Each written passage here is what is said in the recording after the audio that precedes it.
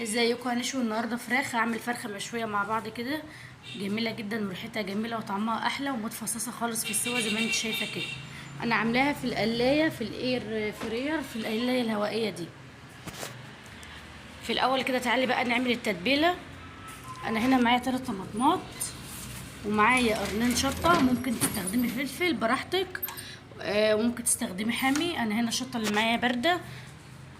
يبقى انا هنا خرطت 3 طماطمات في الكبه، وبصلتين وسط خرطتهم برضو، ومعايا دول قرنين الشطه برضو هخرطهم. ممكن تخليه حامي لو انت حباه تبقى حاميه ماشي، ممكن تستخدمي فلفل ماشي الموجود عندك. ومعايا ليمونتين، الليمونتين هسيبهم دلوقتي، مش هعوزهم في الكبه دلوقتي.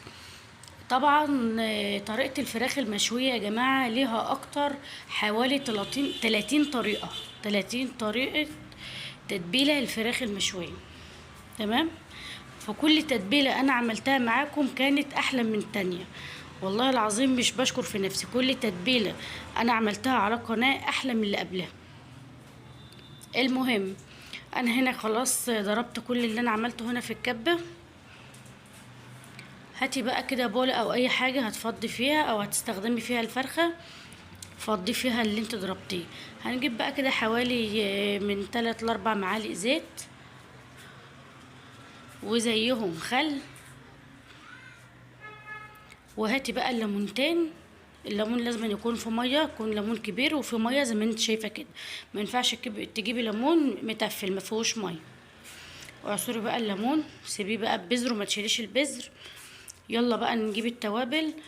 كل اللي انا هحطه ده نص معلقه كبيره فلفل اسمر، وهجيب كمان بهارات فراخ،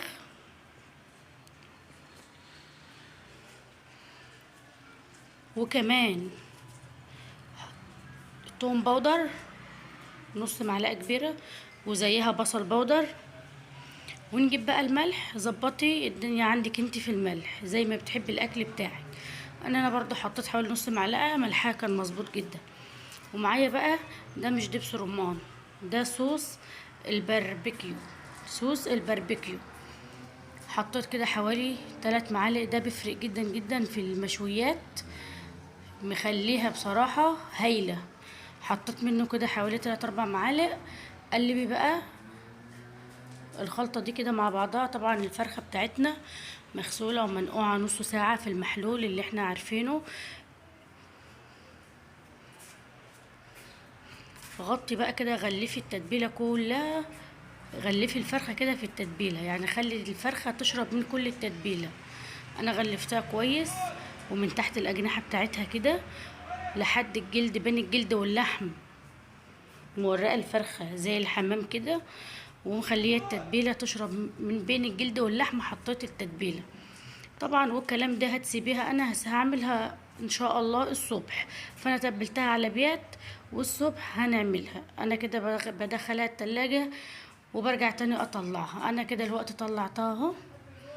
دي معايا القلاية ومعايا الفرخ. حطيت الفرخة في القلاية كده وقفلت. ظبطي بقى درجة الحرارة، وظبطي الوقت.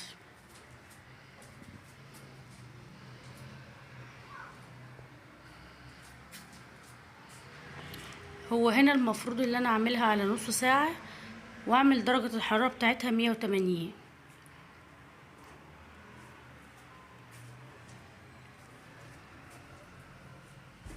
انا دلوقتي عملت على 155، وعملت عملت درجة الحرارة على 155، وعملت الوقت على 25 دقيقة. هنفتح ونشوف مع بعض ده شكلها. برجع انا بقى بظبط الحرارة على 180، وبظبط الوقت على 30 دقيقة زي ما انت شايفة كده. يبقى انا ظبطت على 30 دقيقة، ورفعت الحرارة لل180 بالشكل ده كده. طبعا مع التقليب بقى، يعني كل حوالي 10 دقايق كده افتحي على الفرخة وشوفيها. ده انا بعد ما ظبطت على 180 درجة الحرارة. طبعا هي بتاخد لون مع السوا. انا قلبتها كده الناحية التانية، جبت المعلقة وقلبتها بالمعلقة علشان بقلب فيها كده شمال ويمين علشان خاطر ان هي تستوي معانا. وكل 10 دقايق بطلع الفرخة واشوفها. ابتديت بقى اعمل فيها فتحات كده علشان خاطر ان ما يبقاش فيه دم في قلبها من جوه وتستوي كلها. كده خلاص ما شاء الله الفرخة تمام معانا وزي الفل، استوت تماما، استوت جدا ما شاء الله ما شاء الله. لو الفراخ بتاعتي عجبتك حط لايك، لو ما لسه ما عملتش لايك واشتركي في القناة.